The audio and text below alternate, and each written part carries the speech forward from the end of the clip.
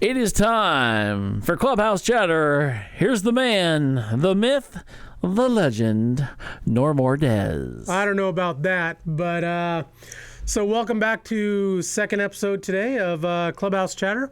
And our second guest is Trace Loehr, who is drafted by the Oakland A's in the 6th round of the 2014 June amateur draft out of Rex Putnam High School from Milwaukee, Oregon. Trace, how's it going? Yeah, it's going good. How are you guys doing today? We're doing pretty good. So Trace, so has played 2 seasons. So last year he played with the Arizona A's, and then this last season he was with the Vermont Lake Monsters of the New York Pin League. So how did it go this year? It was good. It was a great first full pro season. It was more fun than I even expected it to be. All the bus rides and playing every day, and starting to play against the same guys every day. You learn a lot about the game, just learning tendencies and how to play hitters, and learn how teams try to pitch against you. It's not just one pitcher. It's a team. They're going to come after you a certain way. And this year, I really started to learn this is what football's all about. They're trying to get you out. They're not they're not just going to hand it to you. So they're gonna pitch to your weaknesses, and it was a huge learning experience this year for me. So from last year playing in the Arizona with the Arizona A's and this year playing in the New York Pin, what was the biggest difference? The biggest difference was definitely consistency, especially with just balls and strikes. And the Penn League pitchers definitely were attacking the zone a little more, had a lot better control, and they had a little more consistency just with their secondary pitches. And did you go to fall instructs? Yes, I did. And how was that for you? It was good. I went in there wanting to work on bunting and just working on moving runners over and stuff, just situational baseball, just because the type of player that I can see myself in the future, hopefully in the big leagues, is a guy who at any time in the game the manager can say, hey, put a bunt down or move a runner over, and I want to be that guy who can do that on a consistent basis. So when I went into instructs this year, that was my main focus. So explain on how fall instructs work. A lot of people, they think that the baseball season is over for minor leagues. You go home, but that's not necessarily true. Some of you guys get invited to what they call fall instructs, and explain to us a little bit about what that is. Pretty much fall instructs is mainly for this past year's draft. So normally it would be 2015 players, a few 2014, and maybe 1 or 2 2013 guys. But they just want to get in there just to work on some stuff. And pretty much the key to instructs is just you're going to come in with a plan and work on stuff. And it's pretty much just getting more experience playing pro baseball. And for us, I don't know about other organizations, but I know for us, it's not about winning or anything. It's not about results.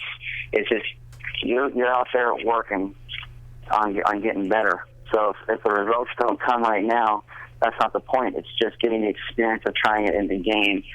And a lot of players I had to tell in this year's draft, it's all the top guys in our organization are there.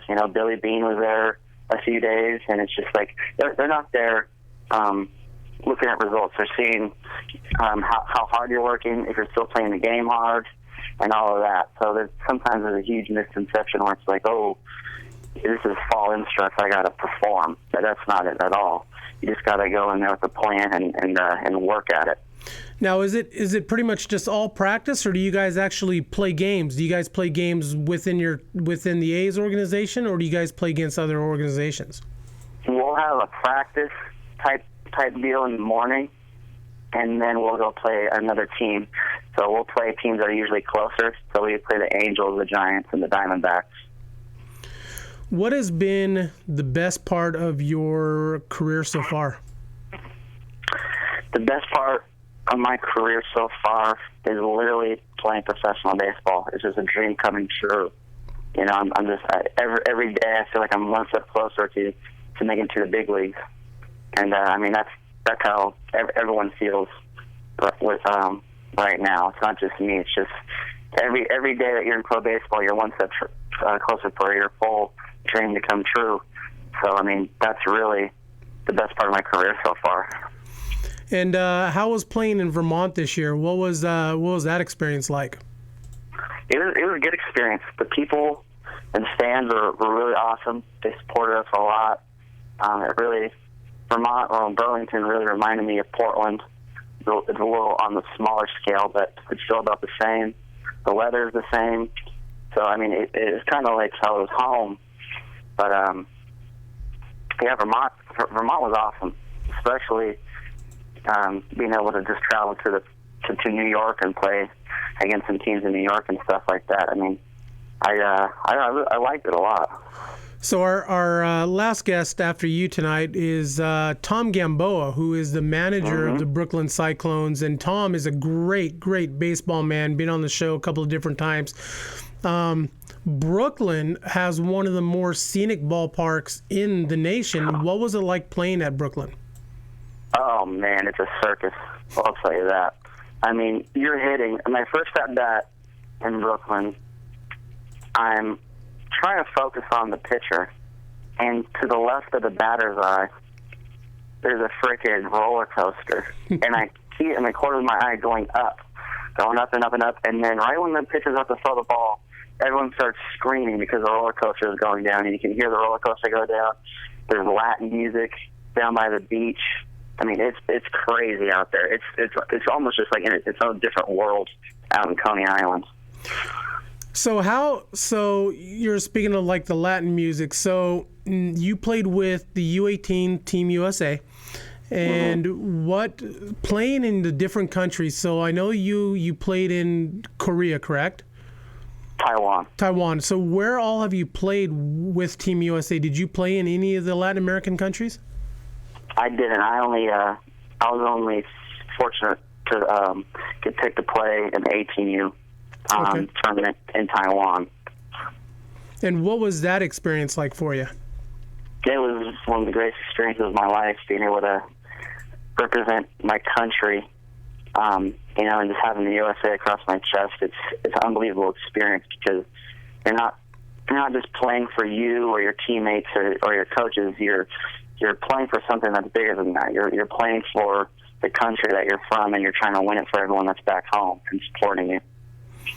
And what was playing in Taiwan like?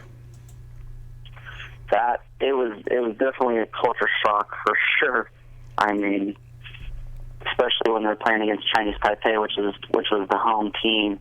I mean, they had a live DJ going on pretty much during the game. You'd be about to hit, and then all of a sudden you hear on the DJ is it sounded like a car was going down the street. It was like they made noises when you're hitting and stuff. It was definitely a different experience than anything that you could like anywhere that you could play in America for sure. Baseball is so different around the world. I mean, it's still baseball, but you watch a game here in America compared to Taiwan or one of the Latin American countries, it's a totally different world. I remember a couple of years ago, I was doing security at Volcano Stadium, and we had a gentleman whose son was playing with the Everett Aqua Sox, and he had a whistle that he kept blowing. Of course, in Latin America, that's okay, but over here in America, you can't blow a whistle in the stands. Did you know that? Nah. Yeah. So I had to go take it from him. I had to go explain to him as best as I could that, here in America, that's frowned upon. You can't do that. But it is a different world. So what So you got the off season. What are you going to be doing the off season? Are you throwing, or are you taking a little bit of time off and then pick it back up? Right now, I got back on the 17th of October, so we don't start our workouts till November 2nd. So I've just been chilling out, relaxing, hanging out with the family and friends. So once November 2nd comes around, I'm going to start working out, and then probably around in December, mid-December is when I'm going to start throwing and start hitting again. So where do you work out at up here in Oregon? Right now, I just go to the gym. I go to 24-hour fitness right now, and I have like I have a personal trainer that goes and works out with me. And so do you have any idea of, I know, spring training's coming, will be coming up here in a while, but are you going to be slotted for, mid-A? I don't even know where the A's mid-A team. It used to be in Kane County. Yeah, it's in Beloit, Wisconsin now. Okay, and so I'm assuming, that's where you are going to probably start out next season. That's the way it usually works, but I don't see you going back to Vermont, do you? I sure hope not. I mean, it honestly just really depends on if they think I'm ready to move up. I mean, right. I think that I am, but I mean, if I come into spring training and I'm struggling and it doesn't look like that I can play at that level at the time, then they might keep me down for extended. But for right now, I'm definitely shooting for Beloit, and I'm really shooting for Stockton. Stockton would be nice. Stockton would be amazing. So that's my biggest goal, and if I can't get that, and I happen to have to play in Beloit, then that's fine. But I'm definitely hoping that I don't have to go back to Vermont. So I have thought about getting back into the clubhouse managing part of it, and I'll tell you what, I would not mind being a clubhouse manager in Stockton. Banner Island Ballpark is beautiful. It's amazing.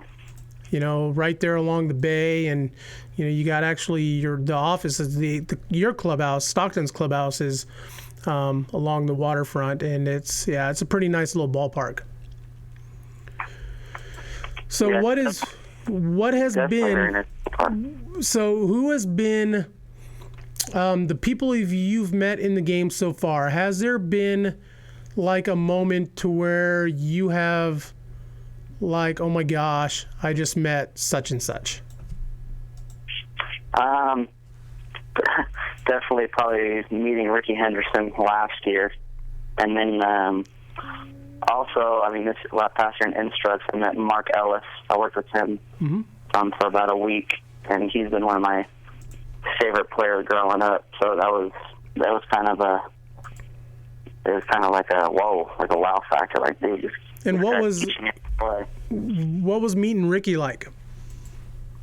Meeting Ricky is just meeting Ricky. There's no way you can really explain meeting Ricky Henderson, because he's just his own person, and I don't think you couldn't meet anybody like Ricky Henderson ever. Ricky Henderson, yes, yeah, Ricky's Ricky, and he is a cool dude, but hey, you don't get to where he has been by just being an average Joe. No. And like I said, Ricky is Ricky. I love, the old stories of Ricky training and, racing a horse in the outfield. Tom Treblehorn would tell us stories of that. And, he's an amazing athlete, definitely. Mm-hmm. So what has been the best piece of advice that you have gotten in your early career? The biggest piece of advice? That's a good question. Probably, I would definitely say that the best advice that I've gotten was just keep. I got it from our defensive coordinator. He said to me, just keep swinging. That's literally the best advice that I've gotten. It's just so simple, but it's so true, because you'll be swinging the bat amazingly. You'll be on fire, and then you'll go in a slump. But you can't get out of the slump without swinging. And once you start getting down on yourself in this game, it's going to make it even harder and harder. So if you just keep that confidence where it's just like, I'm just going to keep swinging the bat and putting up quality at bats, and that's all I can really do. So in 2006, Stockton had a trainer by the name of Doc Thorson. Is Doc still with the A's? Yeah, Doc's still with us. No kidding. So where's he at now? Is he still in Stockton? I think he was in Beloit, this year, actually. I have an old baseball card. I will have to get that to you somehow of him. I will send you a picture of it. You're going to laugh. It's from like the early 80s. And Doc, I love Doc. Doc's a great guy, great trainer, definitely knows his craft. So let's chat a little bit about music. And so were you allowed to have walk-up songs this year? And if so, what was your walk-up song?